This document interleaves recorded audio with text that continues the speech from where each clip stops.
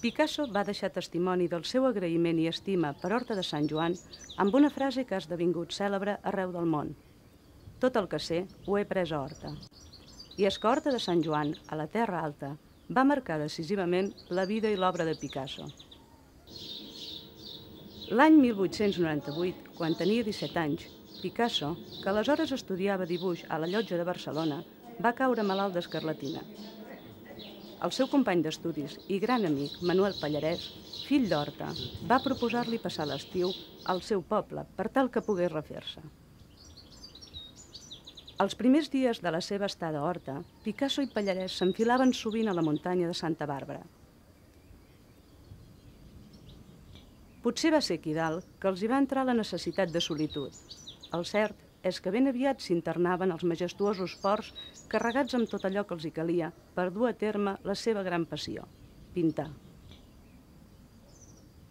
Picasso va quedar realment impressionat per aquests paisatges, per aquesta solitud, per aquest món salvatge, fent la vida de l'home primitiu aquí en aquesta balma. Imagineu-vos que està a 12 quilòmetres del poble, completament aïllat del món civilitzat, per dir-ho així, i en aquell temps que ara sí arriba amb cotxe està aquí a la vora, però abans era caminant un al darrere l'altre.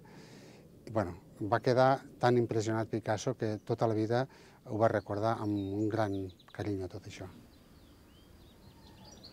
D'aquella estada als ports només en queden petits quadres i uns quants esbossos d'una obra major, com una sèrie de dibuixos que representen un pastor festejant una pastora. Possiblement els models els deuria trobar al Mas del Quiquet, a tocar de la balma on feien vida els joves artistes. Actualment, el Mas del Quiquet està restaurat i s'utilitza com a sala d'exposicions i d'actes diversos. De tornada a Horta, Picasso es va instal·lar a l'eixida de la casa pairal dels Pallarès, Can Tafetans, on va entrar en contacte amb la gent i les feines del país.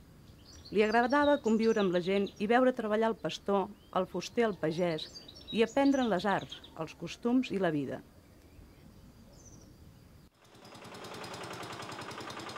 Després de viure més de 6 mesos a Horta de Sant Joan, va marxar cap a Barcelona al febrer de 1899, restablert i amb l'energia necessària per reprendre la seva activitat desbordant. La segona estada de Picasso a Horta, punt de naixement del cubisme, bé mereix una altra visita a aquesta terra que tan profundament va marcar la vida i l'obra del genial pintor malagueny.